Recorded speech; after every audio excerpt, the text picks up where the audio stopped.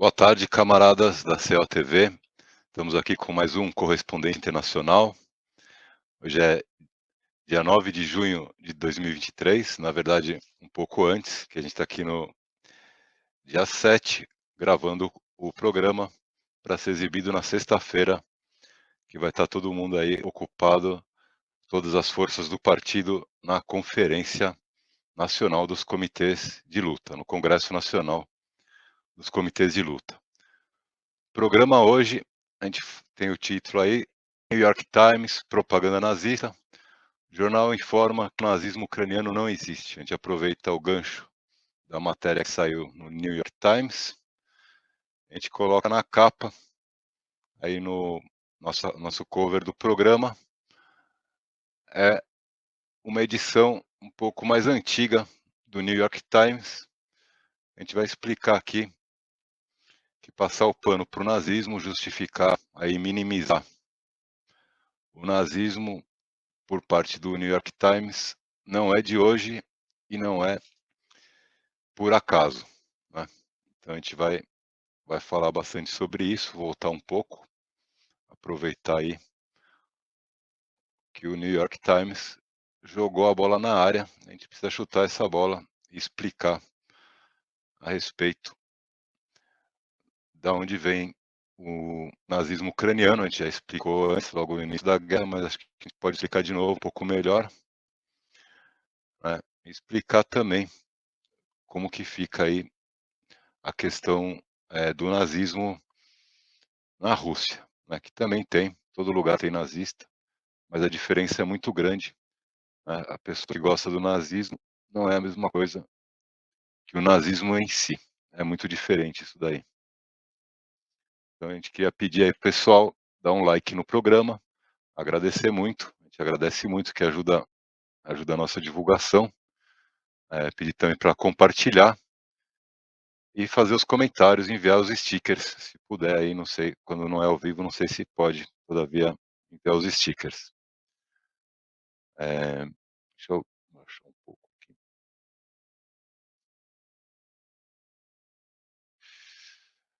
Então a gente vai dar aqui as notícias ao redor do mundo, como toda sexta-feira, e fazer um pouco de propaganda do partido. Revista Textos número 1, novamente, é uma revista aí muito densa de teoria marxista. A gente recomenda, muito importante, essa publicação. A gente tem também a revista Dossiê, e aí todas as revistas dos coletivos do partido. E a gente recomenda o pessoal sair um pouco da internet para fazer a leitura das revistas do DCO, do PCO. Revistas do partido, a gente está caprichando nas edições, quando aí cada vez melhor, vão ser edições históricas com certeza. A gente dá uma leitura aí aprofundada do que está acontecendo, nossa realidade. Também, nesse fim de semana, vai estar acontecendo, aí sexta-feira vai estar começando, a Conferência do Povão e da Esquerda que Luta de Verdade, né? Os comitês de luta vão dar início aí à Conferência Nacional dos Comitês de Luta, com toda a esquerda do país. Acho que é o evento mais importante em termos da luta dos trabalhadores de todo mundo. Eu não tenho conhecimento aqui da Espanha, da Europa, evento equivalente a que a gente está precisando, eventos como esses em todos os países, a não ser que está tendo alguma coisa assim lá no Peru ou na França. Vamos saber mais futuramente o que eles estão fazendo por lá. No Brasil, a gente está se preparando contra a ofensiva do imperialismo nessa conferência nacional, 9, 10 e 11 de junho, na sede dos bancários. Quem puder ir, é muito bem-vindo, principalmente pessoal de luta, pessoal da esquerda, é obrigatório a presença. A gente começa o programa com um vídeo que, dia 4 de junho, a gente vai falar um pouco da propaganda imperialista, demonstrar aqui, que a gente está com hoje só o Felipe Aburaia, correspondente aí. Opa, então tamo junto aí. O, o Aboraia tá no Brasil, O eu que Felipe, tô em Praga. Bombardelli, Felipe Bombardelli. Então, a gente vai começar com um vídeo, a gente vai falar um pouco de propaganda imperialista. A gente vai começar com um vídeo aí ficou icônico, né, final da década de 80. 4 de junho teve, né, o suposto massacre da Praça Celestial. A gente tem o vídeo completo, né? Normalmente mostrava só o início. Essa daí foi uma das primeiras tentativas que fracassou. Primeiras tentativas aí de revolução colorida, tentativa inicial aí do imperialismo de atacar o regime, a soberania da China. Eu ouvi uma outra versão, que nessa o pessoal da estudantes estavam tentando manter o regime soviético na China. E aí o governo estava querendo liberar fazer um programa liberal, né. Foi o período, que morreu o o presidente o primeiro-ministro lá que era mais aí próximo ao ocidente, né. Eles É, aproveitaram para tentar, mas teve aí toda a intervenção da CIA mesmo, isso aí já tá bem comprovado, a gente não coloca aqui no programa, porque a gente vai falar bastante sobre o nazismo mesmo, que é um pouco mais importante, mas a gente vê aí o final do vídeo que não foi veiculado na imprensa, que ele sobe no tanque, desce e vai embora tranquilamente aí, na ditadura chinesa aí, que o pessoal costuma chamar. Ele fica lá e depois ele vai embora tranquilamente. Então a gente tem que prestar atenção nos cortes que são feitos e vinculados aí massivamente pela imprensa.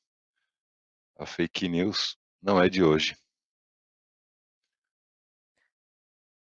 o O pessoal vai lá e leva ele embora, de bicicleta.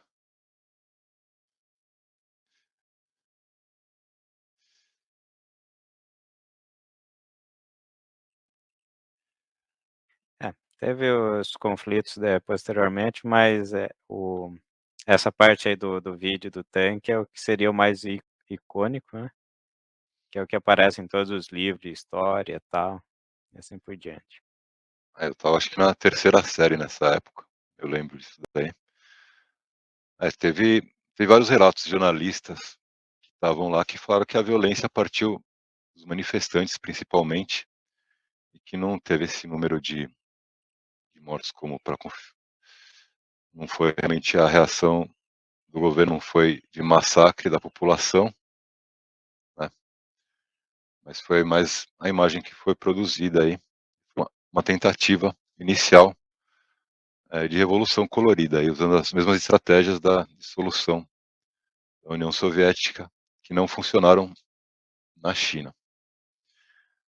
Aí a gente aproveita aí que a gente está falando da China, tem a matéria do DCO, está dando aí a informação que a gente está tendo cooperação militar entre o exército brasileiro e o exército chinês.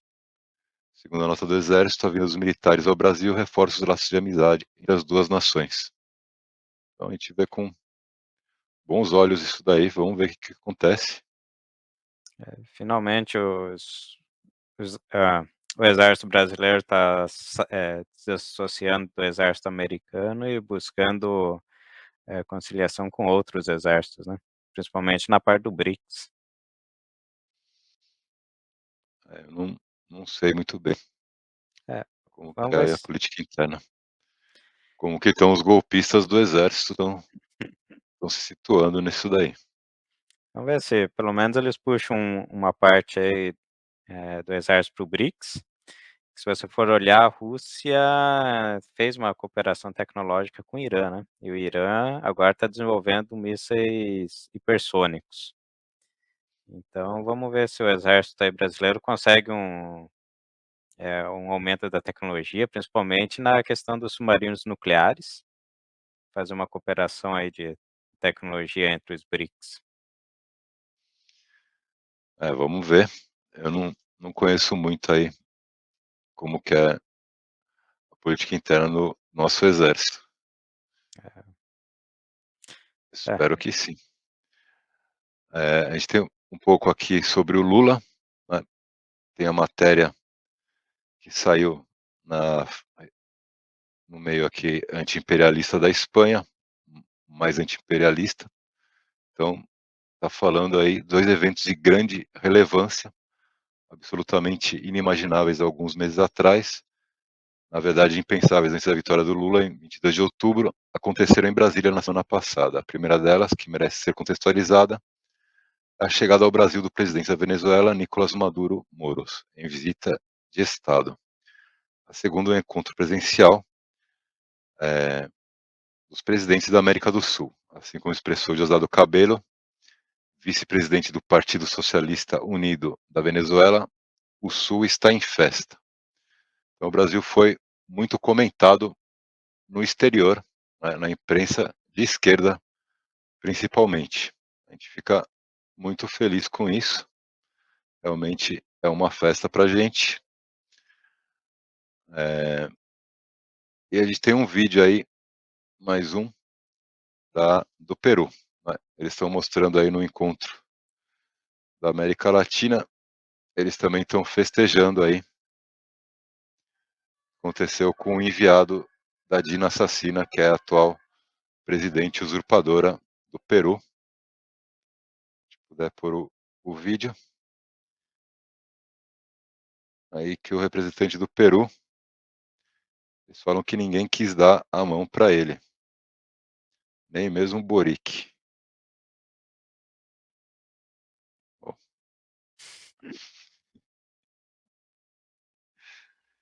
tá faz certo eles, porque a mãozinha aí tá bem suja de sangue.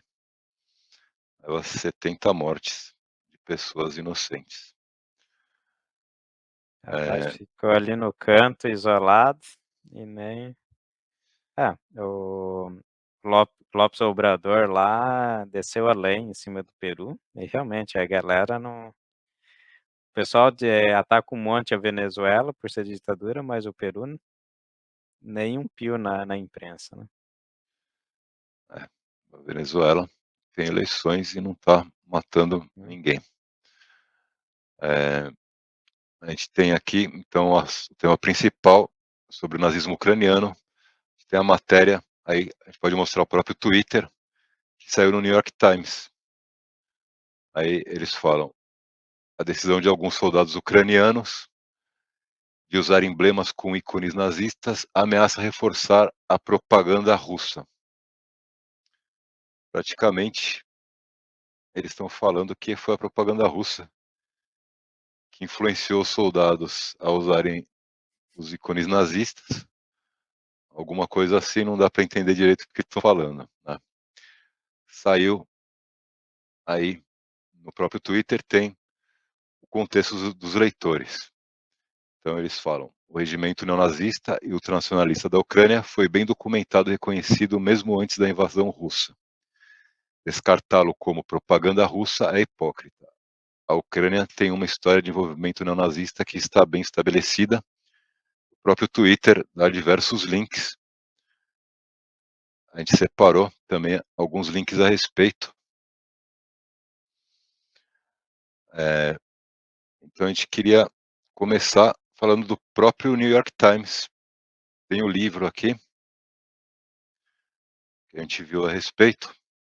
Livro The Grey Lady Winked, lançado no início de maio de 2021, detalha as maneiras pelas quais os fracassos jornalísticos do New York Times alteraram o curso da história. Como o New York Times regurgitou reivindicações nazistas sem questionar nada disso. Na década de 20, havia emergido como a posição de maior destaque na reportagem estrangeira, ou seja, era um jornal, um dos maiores jornais aí de notícia internacional do mundo.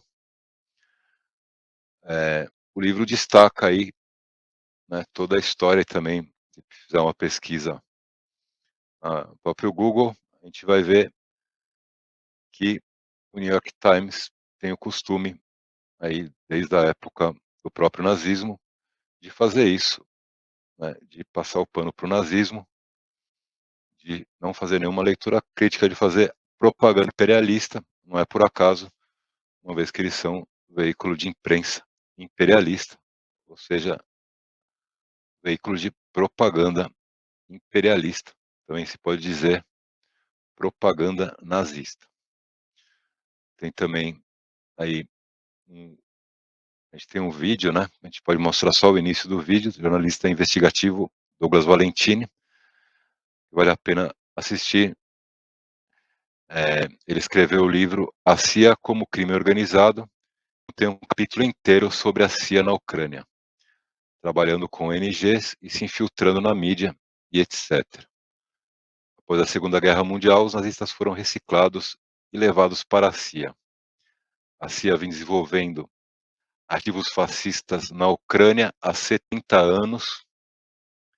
A CIA tem uma estação na Ucrânia desde 1948, com operações dirigidas primeiro contra a União Soviética e depois contra a Rússia. Pode só mostrar o vídeo dele, para quem se interessar, assistir o documental.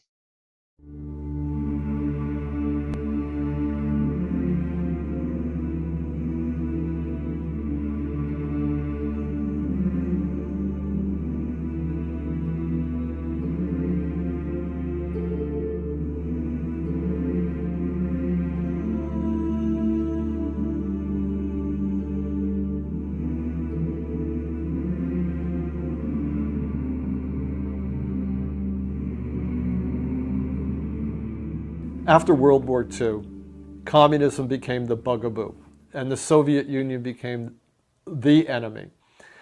And even though, and one of the things the CIA did right after World War II was hire a lot of Nazis. Guys who'd been Nazis were now recycled and brought into the CIA. The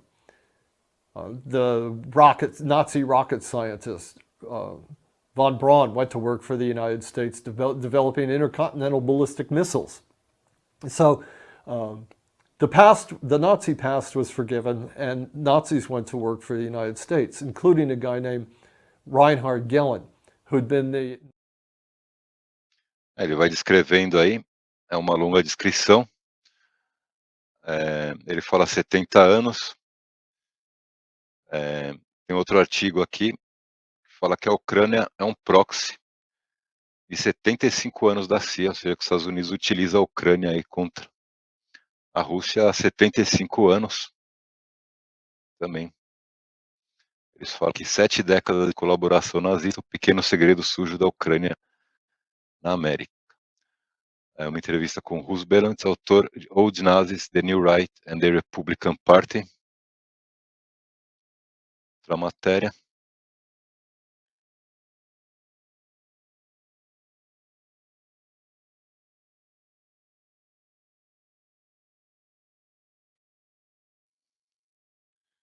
A colaboração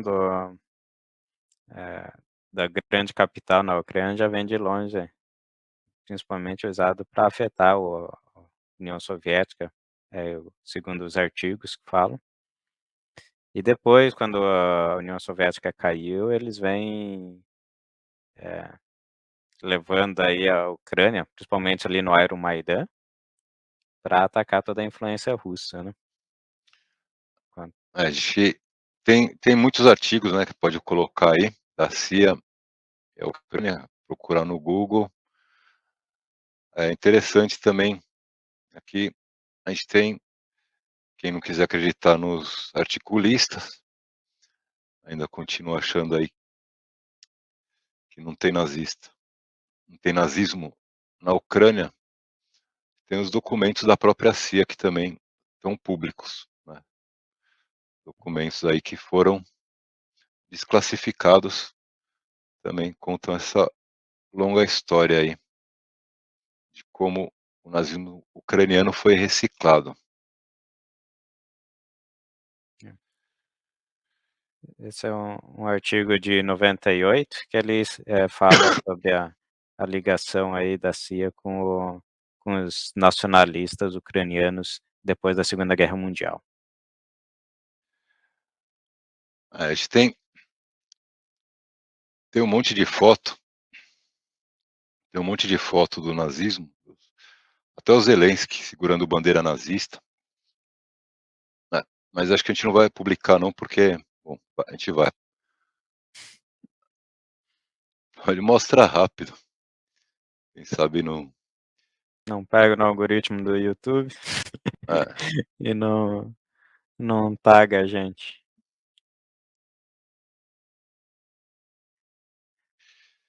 É. aí, Antes da guerra na Ucrânia, a própria Deutsche Welle e a mídia atlanticista também já denunciava a quantidade de nazistas na Ucrânia, e tem, aí de repente pode não, pode falar até.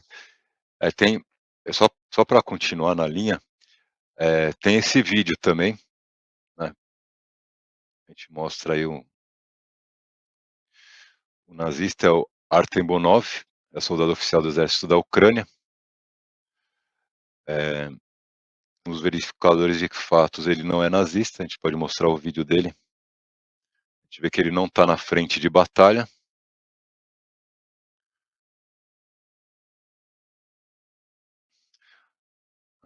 Ah, não é essa. Essa daí é os nazistas que foram aí incorporados nos diversos organismos do Ocidente. Eles foram reciclados, ou seja, aproveitados. Não teve nenhuma caça aos nazistas. Permanecem aí os seus descendentes na própria OTAN, nos diversos organismos de poder do Estado imperialista. A relação entre o imperialismo e o nazismo é intrínseca, né? Um é a expressão do outro. A gente tem bastante imagem também, é que a gente não costuma mostrar, né? Primeiro porque é desagradável, segundo porque a gente pode ter problema aí de censura também. A gente tem, e também porque é um pouco sensacionalismo, né? Mas às vezes a gente precisa mostrar. Tem alguma coisa a gente vai comentar aqui. Tem os vídeos de recrutamento dos ucranianos. Recrutamento forçado. É caça às pessoas, né? O pessoal está indo forçado, obrigado a ir para frente de batalha. E os nazistas ficam nas cidades caçando aí os recrutas, né? Fazendo recrutamento forçado. Não é que o pessoal sai correndo e eles vão atrás, assim mesmo, né? Foge de morrer, porque sabe que eles vão virar carne de canhão. A gente sabe que a gente teria que explicar aqui, né, que essas fotos, a foto que a gente não conseguiu encontrar, é um nazista com uma bandeira gigante, nazista não, soldado ucraniano, com a bandeira gigante da cruz nazista, né? Aí ele tá confortável lá, não está na frente de guerra, está comendo um churrasco. Mas ele teria que concordar em parte com o New York Times, porque não é porque o cara faz uma tatuagem gigante da bandeira nazista que ele é um nazista, né? Isso aí quer dizer que ele tem alguma influência aí. Pode ser que ele seja um idiota, né? Tem um monte de gente que tem de tudo no mundo, em qualquer país, em qualquer lugar do mundo vai ter os caras que vão lá fazer tatuagem do nazismo. No caso aí que o New York Times falou, de colocar o emblema na farda de combate, já é um pouco diferente, né? Porque eles estão indo aí para frente de guerra, estão indo enfrentar a morte e matar o suposto inimigo, e eles estão justificando isso com a bandeira que eles levam no seu uniforme. Então o nazismo está justificando aí esses atos, né? Então é um pouco diferente, não é porque eles gostam da simbologia ou querem fazer apologia, como se fosse o time de futebol deles. Na verdade, como a gente viu esses livros, esses próprio documento da CIA, né, O que acontece é que o imperialismo ele salvou os nazistas ucranianos e os alemães também, mas está tratando aqui principalmente dos ucranianos e os demais nazistas também, né, eh, manteve eles em cativeiro, ou seja, cuidando deles, alimentando eles ideologicamente também, no próprio Estados Unidos, e reinseriram essas pessoas, essas famílias de antigos nazistas, na Ucrânia, principalmente depois de 2014, mas mesmo anteriormente, durante esses 75 anos isso foi feito. Mas depois do golpe de Estado do Euromaidan, que foi apoiado pela esquerda imperialista, então você tem muitos partidos de esquerda, somente aqui da Espanha, que apoiaram o golpe de Estado do Euromaidan de 2014, ou seja, essa esquerda pequeno-burguesa, ela abriu caminho para os nazistas de verdade, com propaganda ideológica, com identitarismo também, né. Eles abriram o caminho.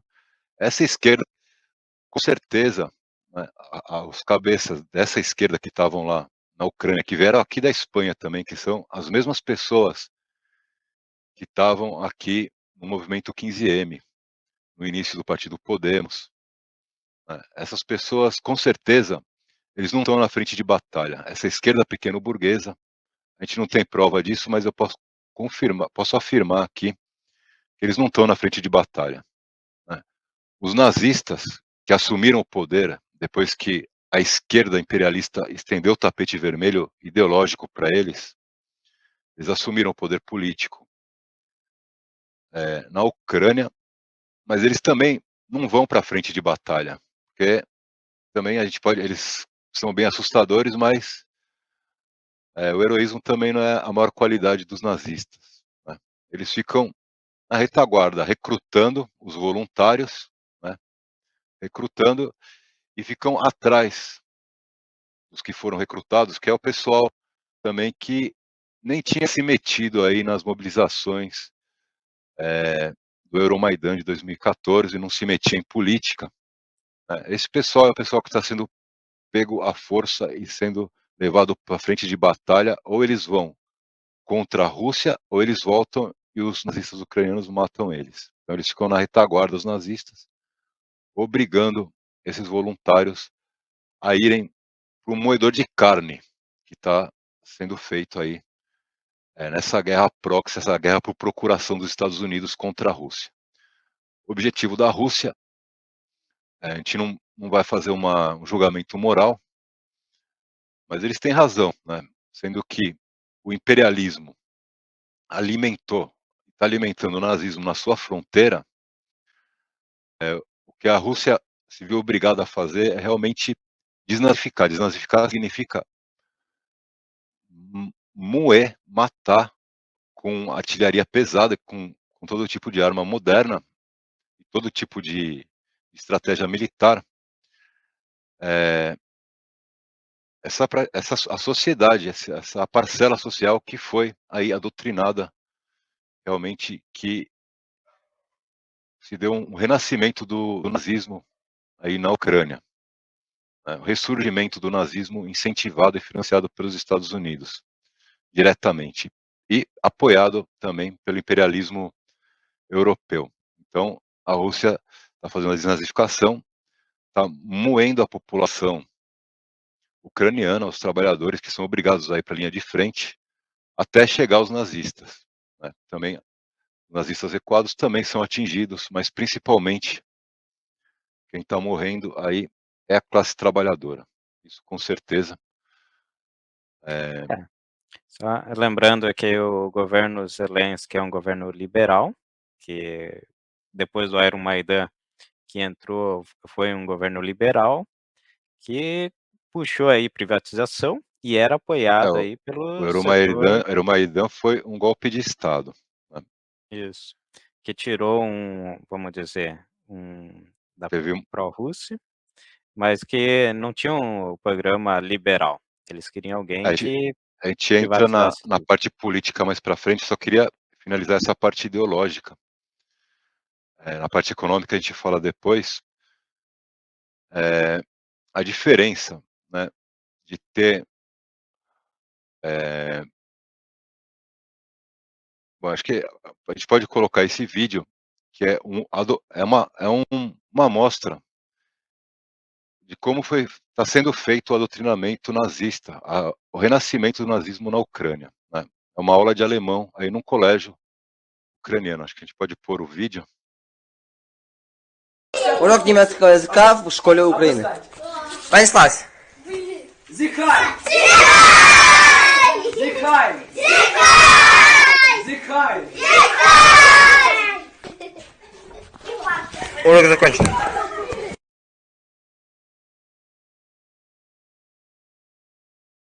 Então a gente tem esse adoctrinamento nazista, né, que é reproduzido o que foi feito antes da Segunda Guerra, foi reproduzido, foi refeito na Ucrânia, o mesmo processo que se deu para a instauração do nazismo na Alemanha, se deu novamente, intencionalmente, aí financiado e orquestrado pela CIA, pelo imperialismo norte-americano, com apoio do imperialismo europeu e da esquerda imperialista. A gente teve o ressurgimento do nazismo na Ucrânia. Então, isso é o nazismo que a gente fala. Não é uma pessoa que gosta do nazismo que fez uma tatuagem no braço, ou que colocou um emblema na roupa. É uma geração que foi, ou várias gerações que foram sendo adoutrinadas pela inteligência, aí, com todos os recursos do imperialismo, do acúmulo de capital, de todos os recursos do trabalho da humanidade, por trás disso, com esse objetivo de acabar com a União Soviética, né, com a União Soviética não, com a Rússia, né, que é a continuidade da União Soviética, né, representa aí uma força equivalente que ainda pode confrontar o Ocidente, né. Então é isso que a gente está tendo na guerra da Ucrânia, que tem que ficar bem claro. Por trás de tudo isso tem a questão econômica, né, como o Felipe estava falando. Que Se é quiser falar essa parte. a ideia é que, como você tem um governo que liberal, que quer privatizar tudo, você tem que ter a força de repressão para manter a população, né. Então o pessoal do Donbás se ergueu em armas, estatizou completamente toda a sua economia, pelos motivos, e nisso o imperialismo ali junto com a Ucrânia lançou mão do uso da força contra os movimentos sociais e sindicatos, né. Tanto que ali em 2014 ocorreu aquele fato em Odessa que os comunistas foram queimados no sindicato, no sindicato comunista, né. E isso levou todo um combate. Existe Só comentar, mais de 300 pessoas foram queimadas vivas no prédio do sindicato, 70 pessoas morreram. Tudo bem, pode falar, isso não é nazismo, mas o que aconteceu? Eles fizeram, em frente a esse prédio onde aconteceu isso, construíram um kebab, né, que eles chamam, e eles comemoram isso como o dia do churrasco, e vendem churrasco na frente de onde foi feito isso. Isso isso é nazismo, né. Como eles não é porque eles fazem isso que eles são maus. A gente tem que ver que isso é uma adoutrinação que é feita na sociedade para cumprir os objetivos do imperialismo, os que não vão estar lá na frente de combate, os que estão aí protegidos nas suas mansões, nas suas banheiras de dinheiro, porque o que eles estão fazendo é acumular dinheiro, que nem o tio Patinhas, que na verdade eles nem precisam de todo esse recurso, né. A gente vê aqui que, então, a gente tem a notícia mais recente, né, os bancos e os fundos de investimento americanos ganham dinheiro na Ucrânia. Então, apesar da aparência de concorrência, a Chevron, a ExxonMobil e a Halliburton estão unidas pela empresa financeira Vanguard, ou seja, eles têm o mesmo acionista, os mesmos donos, né? Isso é o imperialismo. Concentração, monopólio das principais empresas do mundo, de todas. Que é a empresa financeira Vanguard. Possui uma participação majoritária nas 3 empresas e, de fato, controla e dirige suas atividades. Depois de adquirir os ativos das empresas de energia ucranianas, a Vanguard se tornará um monopólio no setor de petróleo e gás do país. Ou seja, setor de petróleo e gás estão indo aí para essa empresa Vanguard, que é um conglomerado financeiro. Tem a notícia anterior, que é a Monsanto, Cargill e DuPont, cujos principais acionistas são a Vanguard, junto com a BlackRock, se apoderaram de quase 17 milhões de hectares de terras aráveis na Ucrânia, aproximadamente 52% de todas as terras agrícolas do país. Ou seja, por trás do nazismo, não é que eles são tão maus, é que eles respondem à lógica do acúmulo de capital, a Eles lógica do capitalismo. eles Pode falar, Fê. são financiados aí para garantir a lucratividade das empresas, né, mesmo que use a força bruta violenta contra os movimentos sociais, para Não, garantir a lucratividade, né, a não é exploração. lucratividade, é a máxima lucratividade possível, ou além disso, né? Máximo lucro possível ou além disso. E aí, você quer fazer algum comentário, Felipe? Só existe a tese que os russos que são os nazistas, né. Mas uma coisa é os russos, eles são naquele estilo nacionalista defensivo. Eles querem defender a nação, só que eles não estão ali aquele movimento nacionalista contra o operado, contra os os sindicatos, né. Se você for pegar o bolsonarismo no Brasil, ele tem um discurso contra a esquerda e, embora ele fez parte do governo, ele não agiu exatamente como ele discursava há 4 anos atrás. Porque o imperialismo não permitiu. É, porque ele também não tinha muito espaço de manobra. E ele era um No governo no liberal no final não também. se configura, não se configurou um governo nazista ou fascista, porque não teve esse direcionamento concreto por parte do imperialismo, ou seja, não se materializou isso durante o É, governo Bolsonaro, apesar da ideologia dele ir nesse sentido, mas não é uma questão da ideologia, né. e tem um detalhe aí, o pessoal do Bolsonaro, se você for olhar bem, é um pessoal que defende a privatização. Eles não são, assim, da mesma linha que o Putin. O Putin, ele, estatizou a Gazprom, não que ele defenda completamente a estatização, mas ele não é um cara que vai privatizar a Gazprom, que é uma das principais indústrias da Rússia.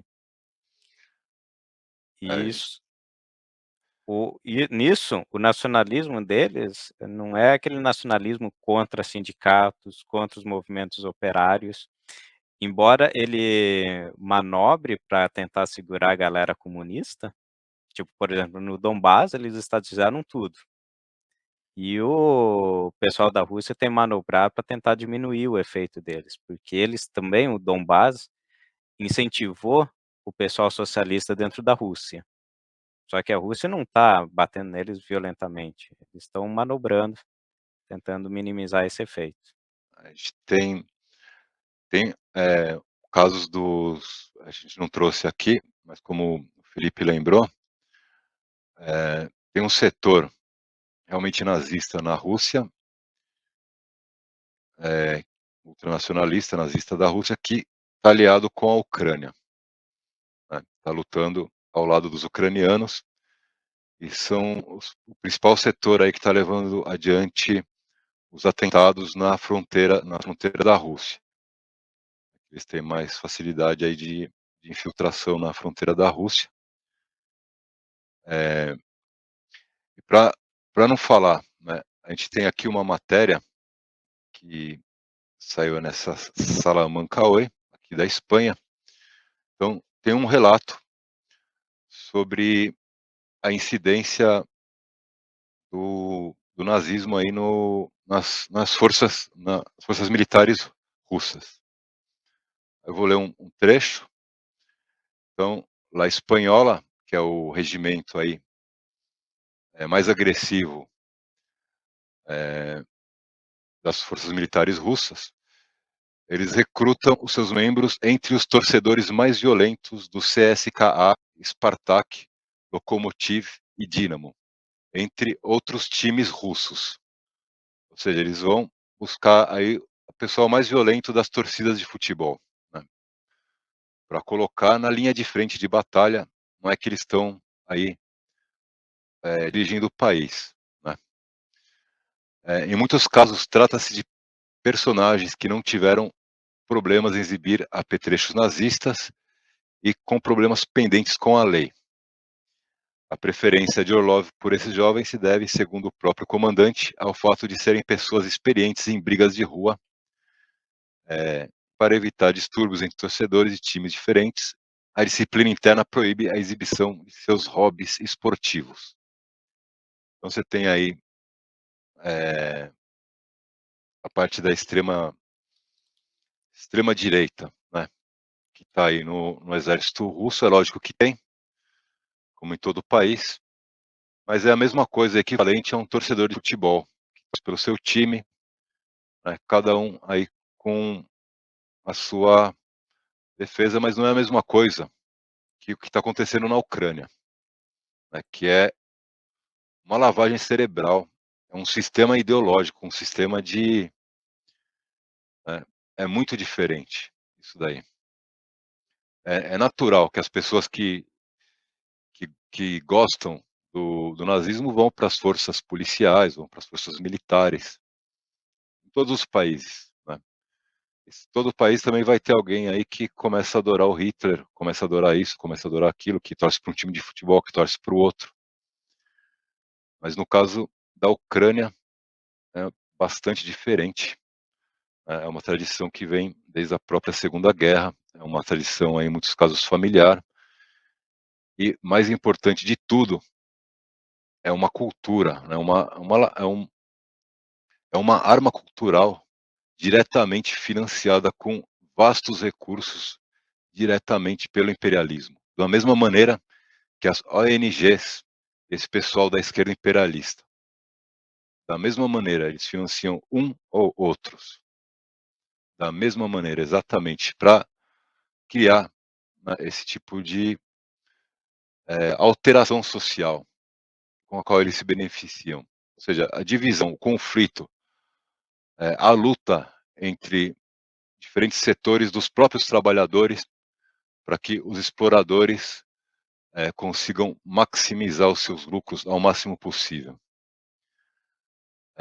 Esse esquadrão aí da Rússia, que conta aí com jogadores de futebol, de torcida organizada, também tem gente que tem tatuagem nazista, e tem também aí que integrava esse grupo o jovem colombiano espanhol Alexis Castilho.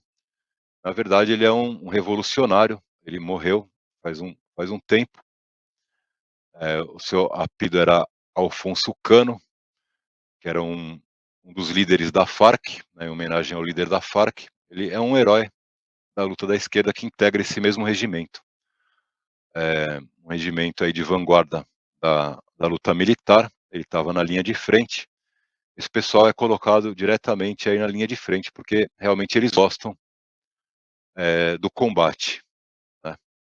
Não é a mesma coisa que está acontecendo na Ucrânia, que eles são os melhores servos cegos do imperialismo, que eles levam aí os interesses do imperialismo às últimas consequências, ao massacre do seu próprio povo. É muito diferente. É isso que a gente quer dizer quando a gente fala do nazismo ucraniano, que não é a mesma coisa que esse pessoal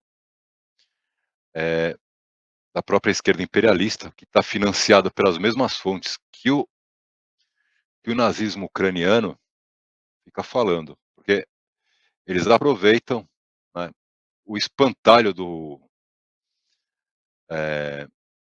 fascismo, que é criado também aí de uma maneira como se fosse inócua, para servir só de espantalho político, mas que não leva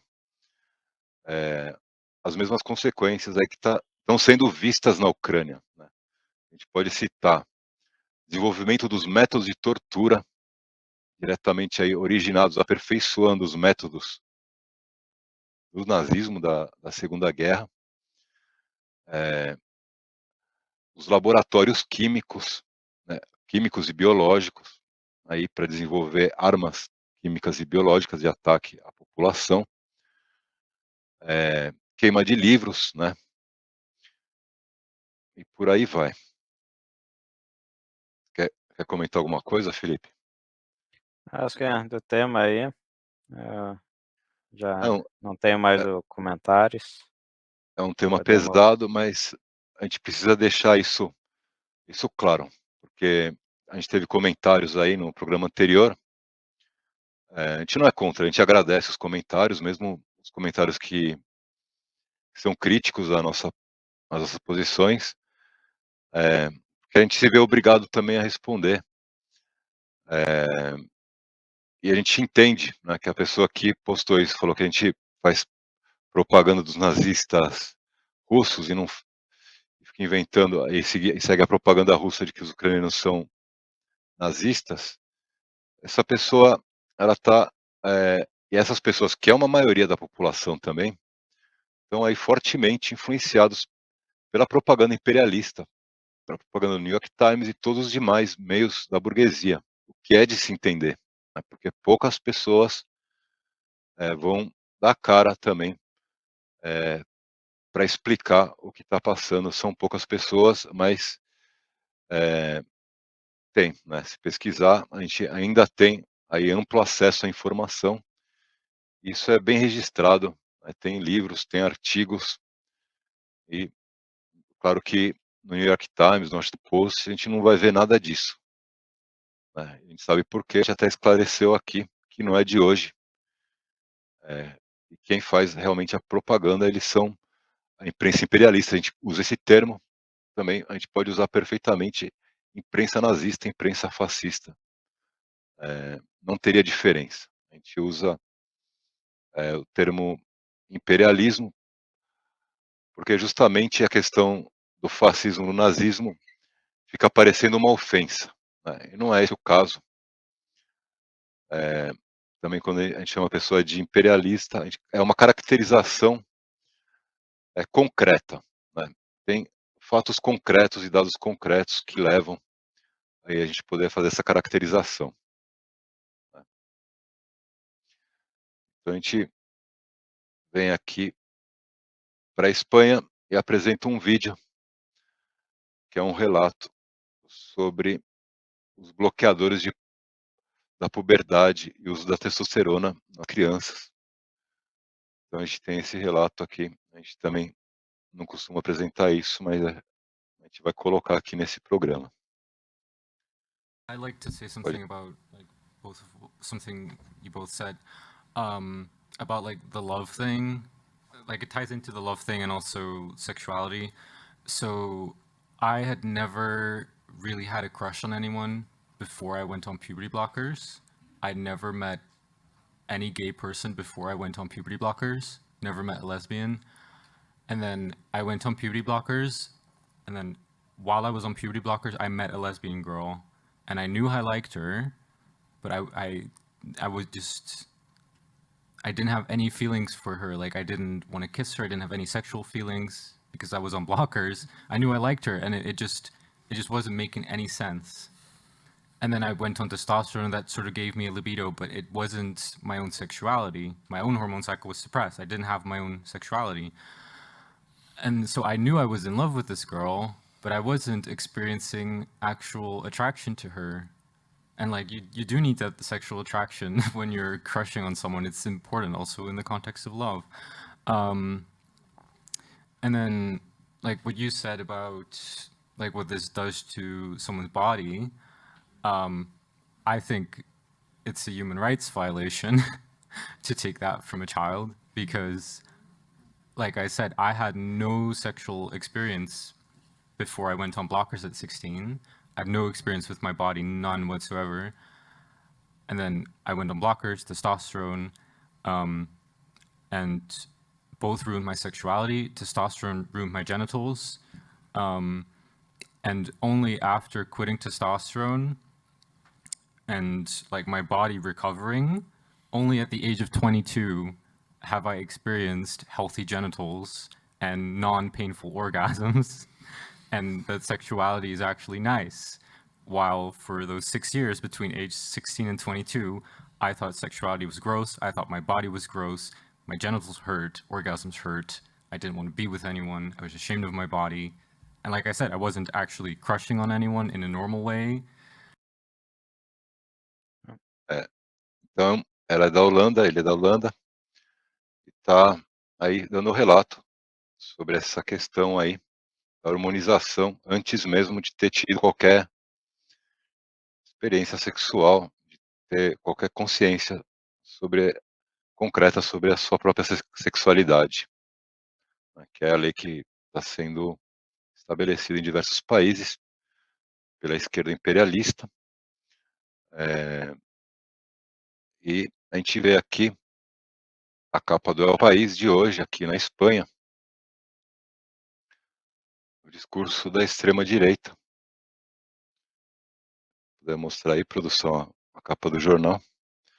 Então, o Feijó aí, que é um Zé Mané da direita, do PP, que na verdade é a extrema-direita, porque vem todo mundo aí do franquismo, da ditadura franquista. Ele promete derrogar a lei trans. Então, isso aí já justifica toda a existência e a política da extrema-direita. Ele sai como santo aí que está aí na sua batalha contra esse absurdo dessa política da esquerda imperialista, que estendeu o tapete vermelho para a direita aqui na Espanha, e que também desmoralizou completamente a esquerda, né, porque com toda a propaganda da imprensa, a população em geral também pensa que essa esquerda imperialista é a esquerda, né, que a gente faz parte do mesmo setor político, que não é verdade, absolutamente. Aí, felizmente, com tudo isso que está acontecendo aqui na Espanha, que a gente não sabe como que vai ficar as coisas aqui, crescimento muito grande da extrema-direita, e uma derrocada aí do que existia aí dessa esquerda, por mais fajuta que fosse. A gente vê, acho que eu não pus o link aqui, a gente tem a notícia, que é importante para a esquerda. O Comitê Central do Partido Comunista da Espanha expulsa em massa o diretor, a direção da organização juvenil. A União da Juventude Comunista da Espanha, né, teve toda a sua direção expulsa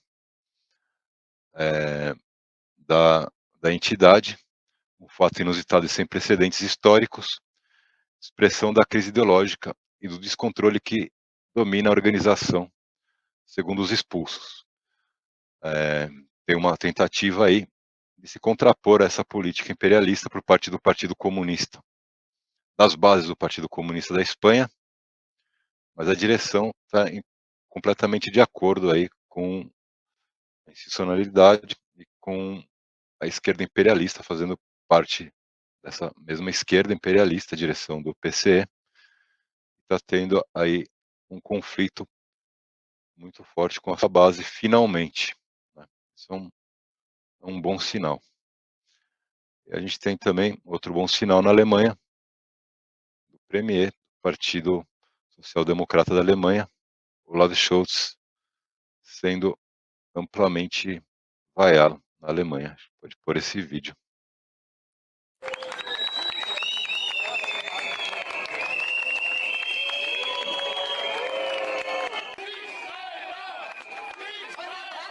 Ich will auf ein paar Argumente eingehen, die hier so laut in den Raum gerufen werden. Erstens, Kriegstreiber. Kriegstreiber ist Putin. Er ist mit 200.000 Soldaten in die Ukraine eingemarschiert. Frieden schaffen ohne Waffen! Frieden schaffen! Der höchsten Genauigkeit. Frieden schaffen ohne Waffen! Aus der NATO! Raus aus der NATO! Raus aus der NATO! Raus aus der NATO! Und weil Putin der Kriegstreiber ist, der hier von euch aufgeschrieben wird, wenn ihr irgendwie Verstand in euren Hirn hättet.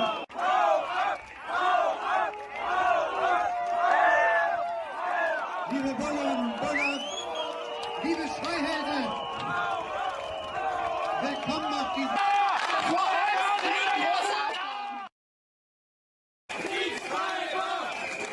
Unser Brandenburg ist sehr groß. Unser Brandenburg ist aber auch unterschiedlich in seinen Regionen. Willy Brandt und Helmut Schmidt wollen sich schämen für diese Kriegspropaganda! Willy Brandt und Helmut Schmidt wollen sich ins Grab drin! Möchte ich die Gelegenheit nutzen, Schämt euch! Schämt euch! Schämt euch!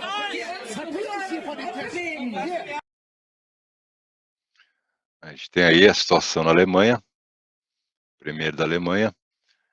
A gente fez toda a exposição aí sobre a questão do nazismo na Ucrânia. A gente tem que informar também que a política, tanto aqui na Espanha como na Alemanha, também controlada pelo imperialismo norte-americano, pela própria CIA, principalmente aqui na Espanha, né, eles que conformaram aí os partidos, eles que organizaram a transição política para a suposta democracia. A gente vê as consequências disso agora, agora que a Europa entrou nesse buraco, a gente começa a ter alguma reação, por menor que seja, é um grande alento. Os alemães aí estão começando a reclamar se o país entrou em recessão. A mídia não consegue esconder, embora a mídia tenta falar que a crise é por causa do, sei lá, o Covid, do dinheiro sociais que foi dado na época do Covid, e isso deu inflação, mas isso é bobagem. Todo mundo sabe que a inflação veio justamente pelo aumento gigantesco sobre a energia devido à guerra, né? Fora que tem aumentado aí os orçamentos da guerra e diminuído muito os orçamentos sociais. Lembrando que a Alemanha privatizou hospitais na época do Covid, né? Já para ter ideia a crise a questão, o programa liberal que estava se implementando na Alemanha já na época do Covid. Pode seguir a pauta aí, se quiser, Felipe. Você que pôs Isso. A outra notícia que coloquei foi da barragem destruída na Ucrânia, acho que foi destruída ontem ou anteontem, se não me engano. E a discussão seria de quem teria destruído a barragem, né? A mídia atlantista culpa a Rússia de ter destruído. Só que, o domínio da barragem era russo, quem estava dominando o lugar era russo. E pelo que eu ouvi aí dizer, boa parte das cidades que foram afetadas pela inundação também estavam no território dominados pelos russos. Então não faz muito sentido, a partir desses argumentos, se forem verdadeiros, não faz muito sentido os russos terem atacado, ter destruído essa barragem. Faz mais sentido dos ucranianos. Teve um jornal da Alemanha, não me acordo o nome agora, que deu a notícia que tinham sido os russos, acusou os russos e mudou a portada, mudou a capa aí da notícia, um jornal importante da Alemanha. E uma outra questão importante aí dessa barragem é que ela serve para refrigerar a usina nuclear aí da Ucrânia. Então esse atentado também inclui aí uma escalada aí no risco, né, de um É. problema sério nuclear na Ucrânia, que é um risco latente, né, com os nazistas fanáticos ucranianos com todas as armas do imperialismo, né, todo o acúmulo de capital da humanidade nas suas mãos, aí por trás deles, nas suas costas. Eles fazem praticamente o que der na cabeça deles. Tudo que o imperialismo quer é um fato gigantesco, um desastre gigantesco, que possa culpar a Rússia e assim movimentar a Europa numa guerra total contra a Rússia, né, enquanto o pessoal dos Estados Unidos fica lá tranquilo, né. Imagino que seja um possível plano aí do imperialismo. Só isso é só especulação, mas é o que aparenta ter aí no horizonte. Também tem a questão de alguns casos históricos que os Estados Unidos destruiu, barragens. Tem aqui na época da Segunda Guerra Mundial, em 43, as barragens Möhne Edersee foram rompidas pelos ataques aí da Força Aérea Britânica, causando inundações aí em todo o vale Ruhr e Erda. Também, nesse fato aí, morreram 1.600 na Segunda Guerra Mundial por causa das inundações. Depois, na época da Guerra da Coreia, os Estados Unidos destruiu algumas barragens na Coreia do Norte, justamente para danificar as plantações de arroz e levar a população à fome. Isso foi feito planejadamente pelos Estados Unidos, justamente para levar a população do Norte Coreia à fome, para eles perderem a guerra, né. Então veja que os Estados Unidos o imperialismo não tem, assim, de defender as vidas, ó, destruir a barragem, fizeram um genocídio, né. A Coreia do Norte não foi à fome, porque teve a ajuda da China e União Soviética aí na época. Pode seguir a pauta, Felipe. Hum. Pode. Beleza. Tem a parte da censura, tem aqui a censura na Espanha. Essa notícia aqui não é minha, essa eu não vi. Passo para ti a bola aí. Que saiu aqui o Código de Desinformação da União Europeia, equivalente aí ao Código das Fake News no Brasil, né. Essa censura aí ela é mundial, né. E o Elon Musk falou que não ia seguir, porque é um código, falou que não ia seguir e falaram para ele que não é bem assim, que o código é obrigatório, né. Você viu lá que na matéria do New York Times, ele não censura, ele coloca ele coloca uma resposta embaixo, né, quando o tema é polêmico. Mas parece que esse código aí, essa legislação ela vai sendo introduzida paulatinamente e vai ficando cada vez mais restritivo. O que a gente está falando aqui agora mesmo é muito importante. A gente já sofre algum peso de censura, mas se as coisas continuarem como estão, muito em breve a gente não vai poder mais estar dando esse tipo de informação. A gente tem que aproveitar agora esse período aqui de relativa liberdade de informação que a gente ainda tem, né. E pode seguir, Felipe. Vou comentar se quiser. Em seguida, temos a imprensa imperialista vitimiza o exército paquistanês. Se a produção puder colocar na tela aí o artigo da BBC. É só um comentário da censura. Na Ucrânia, a propósito, né, fora outras coisas que devem acontecer, a pessoa que se opuser ao regime, ela é amarrada com fita isolante, desnudada, pelada, amarrada na árvore. Vários casos desses acontecem na Ucrânia. Daqui a pouco vai estar saindo nas nossas leis de fake news também. Quem falar aí a suposta fake news vai ser amarrado, pelado nas árvores, humilhado e espancado, né?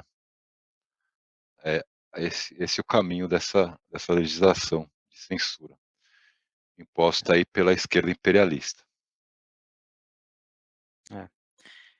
Já aí nesse artigo da BBC, eles dão um relato aí de a esposa de um militar, que na época quando o candidato a presidente, Imran Khan, foi preso, teve toda uma revolta popular que invadiu o exército, casa de generais, por causa que foi um grande golpe contra a democracia lá. E aí na BBC, basicamente, eles contam que como se fosse um ataque zumbi, completamente politizado, que a galera virou zumbi, basicamente, sem nenhum propósito, e começou a atacar a casa do general. E ela teve que se esconder no porão, né. Então esse que conta no artigo, e vamos dizer, quando os manifestantes são contra algum país inimigo do imperialismo, aí os manifestantes são os heróis que saíram em defesa da democracia.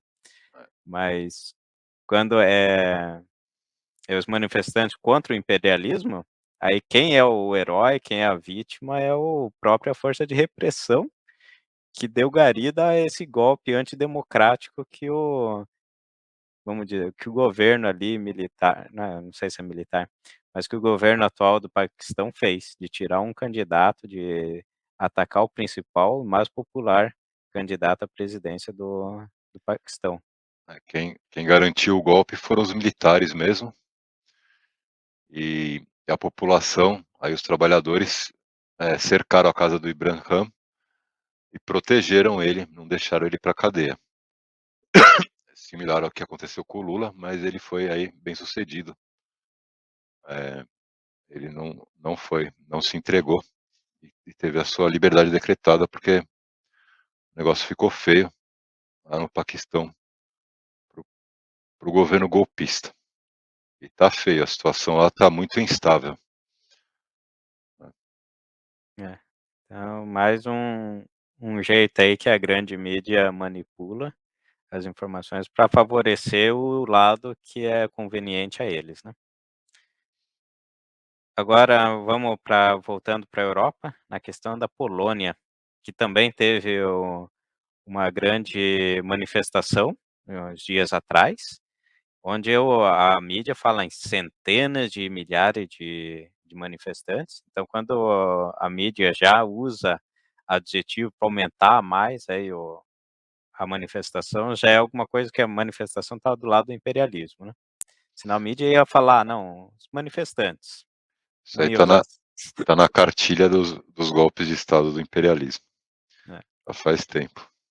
E a grande sacada aqui, tá, é para desgastar o atual governo, que o governo polonês é muito parecido com o governo do Orbán, muito parecido com o governo do Erdogan, no sentido ideológico. Só que a União Europeia, o imperialismo meio que atura eles, porque eles têm um papel importante. É um país importante e eles acabam tendo que engolir. E aí então, a sacada é que vai haver eleições para o primeiro-ministro no final do ano, e eles estão tentando elevar esse rapaz, que é o Donald Tusk, que é o cara programa liberal também, totalmente fidelizado ao imperialismo. Não que o atual governo também seja contra o imperialismo, ele está completamente alinhado ao imperialismo.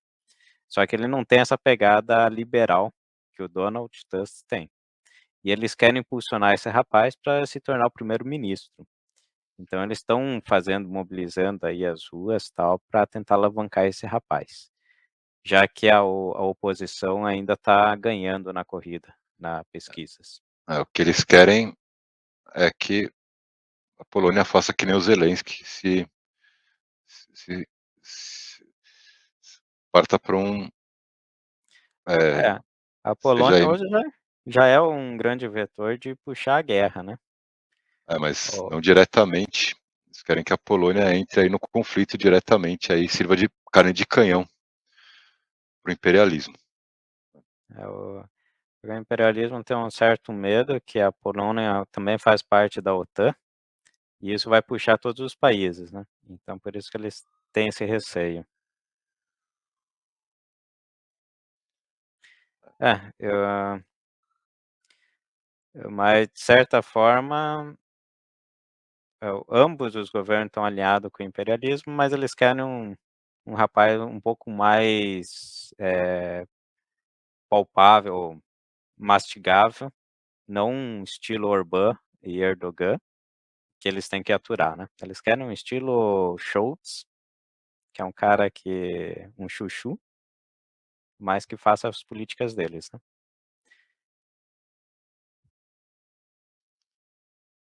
Hã, va Pode, vamos pode lá, ser. agora temos mais aí um revés para o imperialismo, que é o OPEP, corta a produção de petróleo em 1 milhão de barris, né. Isso vai segurar os preços do petróleo. Se você olhar os preços do Brent e qual que era do outro, do americano, o WTI, ambos os preços têm caído, constantemente desde o início do ano. Saiu acho que de $100, está em $70, se não me engano. E isso indica uma recessão, porque esse petróleo que está caindo é porque a demanda do petróleo tem caído, que indica uma grave recessão aí nos países imperialistas, né, que é o que mais consome petróleo, Europa e Estados Unidos. A China sempre manteve o nível dela e tem consumido mais. Só que a Arábia Saudita cortou a produção, o que indica um aumento ou manutenção do petróleo ao mesmo nível. Ou seja, a inflação, embora a Europa e Estados Unidos estejam ali tentando segurar a inflação com a taxa de juros, ou Esteja entrando em recessão também. a Alemanha já entrou em recessão. Essa segurada do petróleo também vai manter a inflação alta, né. Recessão com inflação. Estagflação, pior cenário possível para a classe trabalhadora. O pessoal que vai penar, vai passar uns tempos aí difíceis aí. O que vai na próxima matéria, que a França volta a ter protesto contra a reforma de Macron, né. Então, aí na terça-feira já milhares de manifestantes tomaram a rua contra o Macron, novamente, já estão aí alguns meses aí batendo de frente contra o Macron, só que ele não cai, diferente aí do governo da Espanha, que um soprinho já derrubou o rapaz. Ele entregou o governo. E eu não sei se ali nos links do Twitter temos algumas imagens ou vídeos. Do DCO. O DCO deu a matéria no Twitter. Parece que está novo desenho do Twitter do DCO. Eles conseguem escrever um monte de texto no Twitter. Eu traduzo e retuiteo, mas não tenho esse Twitter grande aí que dá para pôr um monte de texto. Olha, aí sim. E não é uma notícia muito nova, mas é que manteve as manifestações. E, ao meu ver, depois aí, quando chegar no inverno aqui, o negócio vai pesar um pouco mais e vai ter mais manifestações aí pela Europa. O meu feeling, né. Nada certeza, mas o que eu tenho de perspectiva. A próxima aí notícia é do Irã, apresenta seu míssil hipersônico. Aqui provavelmente eles receberam tecnologia da Rússia, que a Rússia, já tinha o seu míssil hipersônico, e é importante frisar que como ele é o míssil hipersônico, ele ele tem a velocidade de 8 vezes a velocidade do som. Aí na foto você tem a versão russa, e ao lado direito tem a versão iraniana, que vai de 13 a 15 vezes a velocidade do som. O grande detalhe aí do míssil hipersônico é que não existe proteção antiaérea contra eles, né, ou não foram elaboradas, então, você não tem defesa contra esses mísseis, que é um grande, vamos dizer, deixa o exército americano amedrontado por não ter essa defesa. Fora que os Estados Unidos também não conseguiu desenvolver o seu míssil hipersônico. Foi feito um teste recentemente com um míssil hipersônico, americano, só que falhou. Acho que foi esse mês ou o mês passado, se não me engano. E agora o Irã, que é um país ali do Oriente Médio, sem, vamos dizer, sem muita tecnologia, agora está superando, batendo de frente contra o exército americano, né, deixando o exército americano apavorado. E Palestina também com os seus foguetes, né, que não são mísseis, como o Fábio falou, também estão conseguindo aí atravessar as defesas de Israel, conseguindo chegar aí em Tel Aviv com seus foguetes.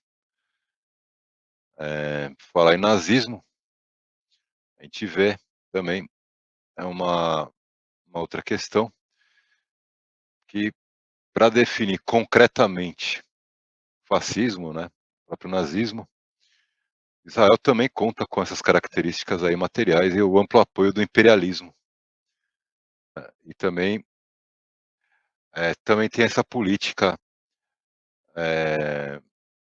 de controle social, né, de estabelecer aí uma sociedade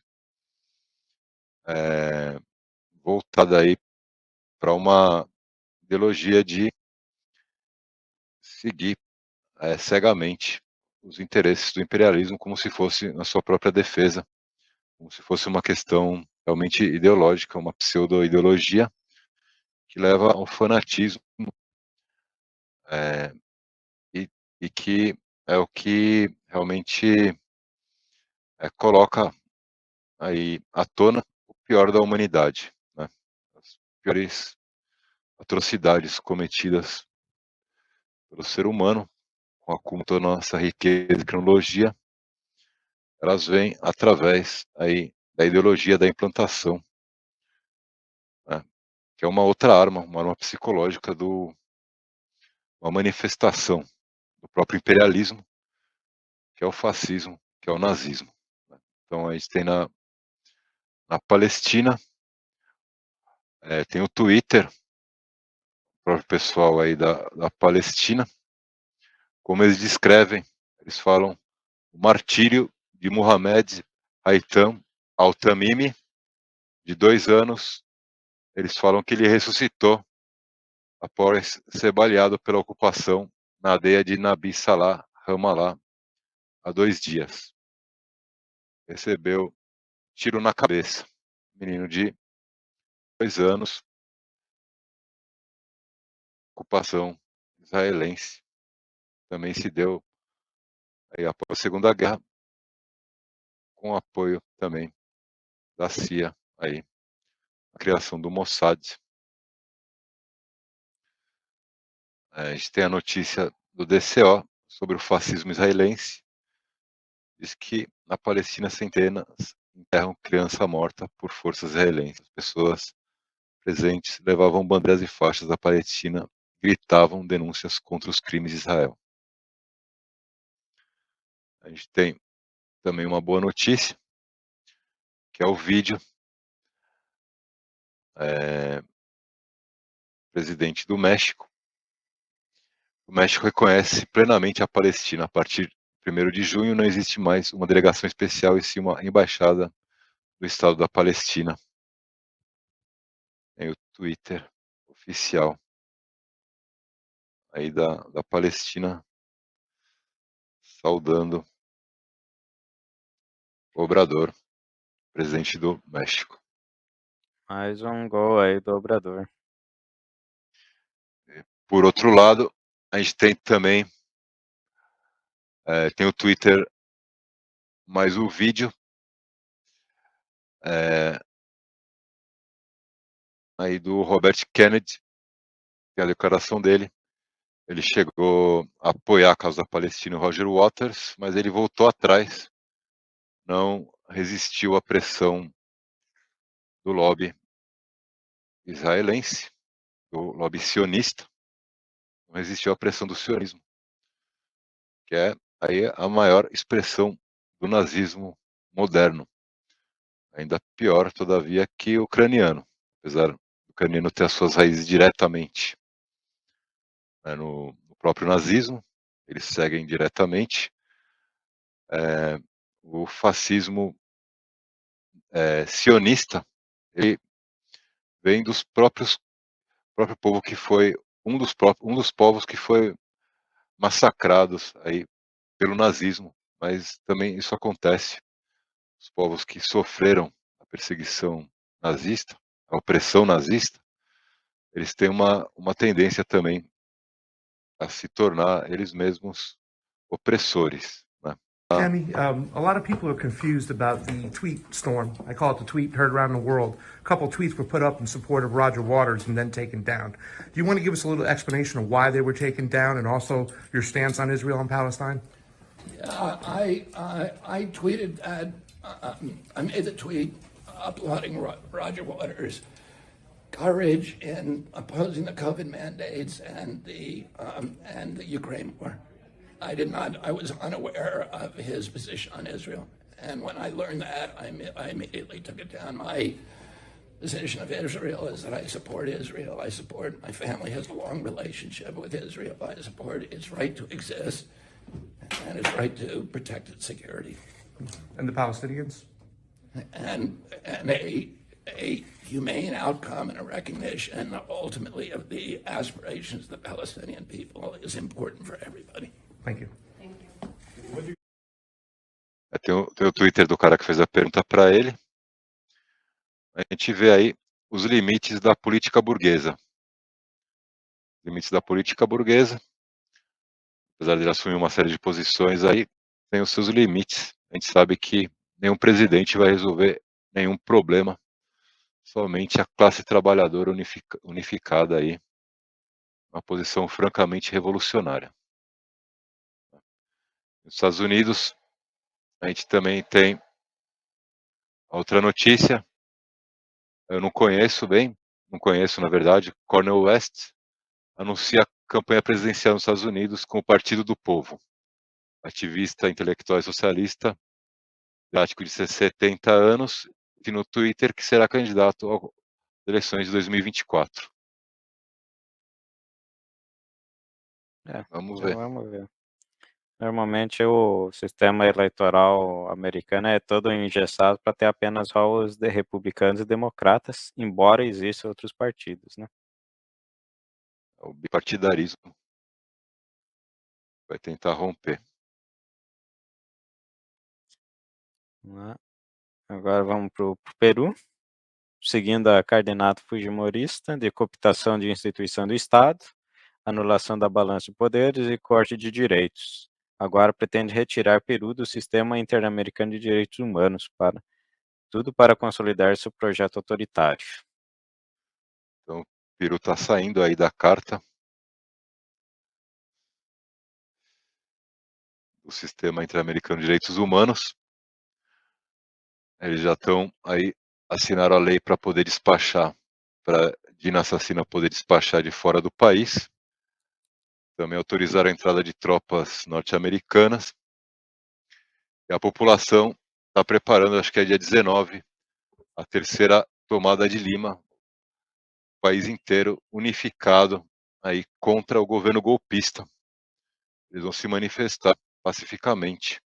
Acho que no dia 19 de junho, está se preparando a nova toma de Lima.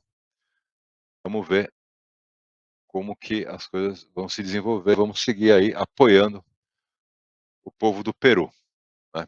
Aí na sua tentativa, no seu objetivo, eles não é tentativa, eles falaram que vão até o final, ter uma nova Assembleia Constituinte e de libertar o seu presidente legítimo, aí o Pedro Castilho, está aí sequestrado pelo imperialismo. Aí para finalizar, Na tem a matéria do DCO. Pode falar, Felipe. Na Venezuela, um grupo de dissidentes das Farc comemoram 59 anos das Farc. Isso porque as Farc, ela foi, vamos dizer, em 2016 houve um acordo de paz, as Farc saiu da luta armada e virou um partido, que em 2021 trocou o nome para Comunes, para se desassociar da luta armada, né, porque as Farc ainda ficou associado à luta armada. Esse grupo de dissidentes voltou à luta armada, porque mesmo com o acordo de paz, vários integrantes das Farc estavam sendo assassinados, principalmente lideranças políticas e tal, que tinham ido para o partido político. E eles não viram, pô, se estamos sendo aqui massacrados sem pegar em arma, vamos voltar porque senão a gente vai morrer. Aí eles voltaram e na Venezuela comemoraram os 59 anos das Farc, ou seja, mantiveram vivo aí a lembrança das Farc. Esse acordo de paz aí, na Colômbia, um dos principais lideranças aí responsáveis por esse acordo, que graças às suas ligações com o próprio imperialismo norte-americano, é o Gustavo Petro, aí, atual presidente da Colômbia.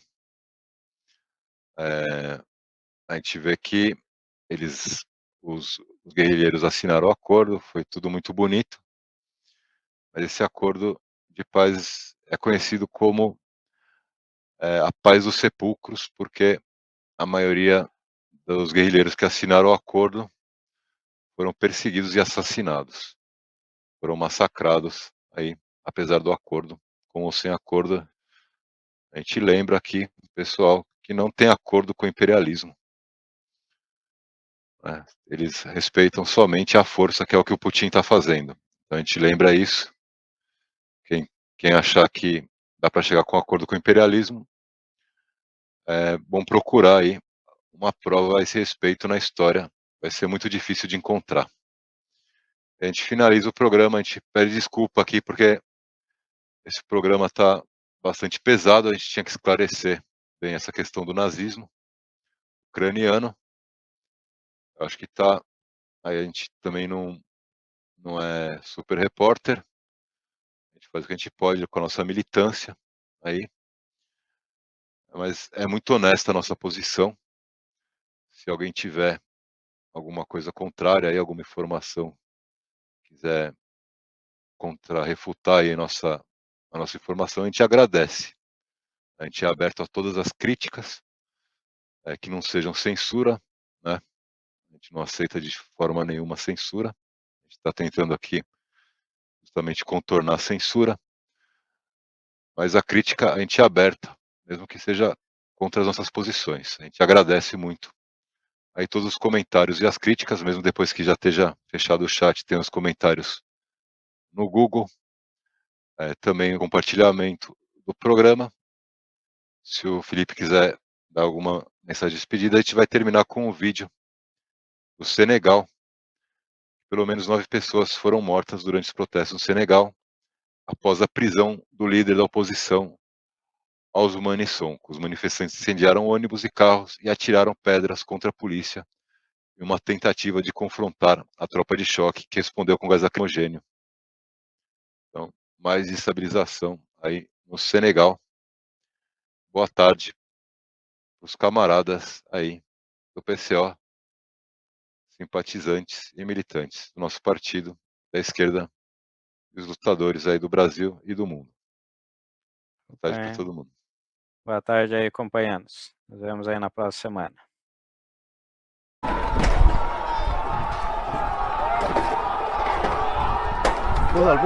Puzzle.